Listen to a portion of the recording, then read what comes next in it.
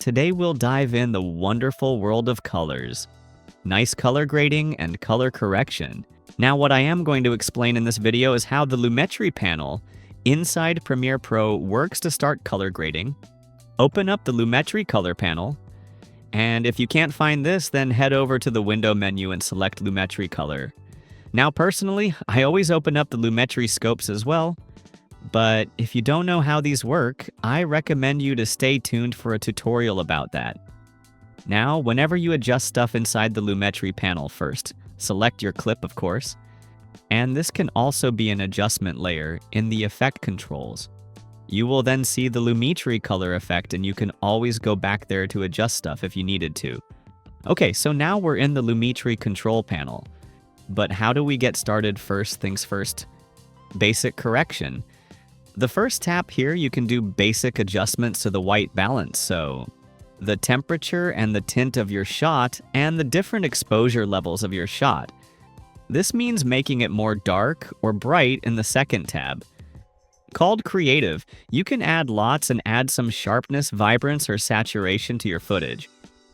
If you don't know what a lot is, it's basically a file with a specific color theme that you can drop onto your footage. Next, we have the curve step here. You can alter colors and lighting with the curve tools. The curves work like this. We see a diagonal line, and on the right side are the highlights, on the left side are the darker shadows, and in the middle are the midtones. Now, by placing points on our curve, we can alter the specific parts of our exposure. Mostly we use an S-curve color wheels and match. Lets you color the specific sections of your shot.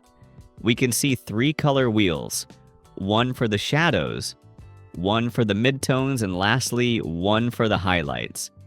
Here we can give each of these a specific color look. Now with the sliders on the left, we can also adjust the brightness of it. Now one of the most popular color grades, and in my opinion a bit overused, but it kind of always works, is the teal and orange look. This basically means that all of the shadows have a blue or tealish color, and all of the midtones have a warmer or more orange look. And this is super easy to recreate with these color wheels. HSL secondary is a bit more complicated to understand how this works. I really recommend watching our in-depth Lumetri class, but okay. And lastly is the vignette tab. And you can use this to create a black or white vignette on your footage. Now, I don't often use this, but it's a handy tool when you want to make a dark mood or a dreamy scene. I'll see you guys next week.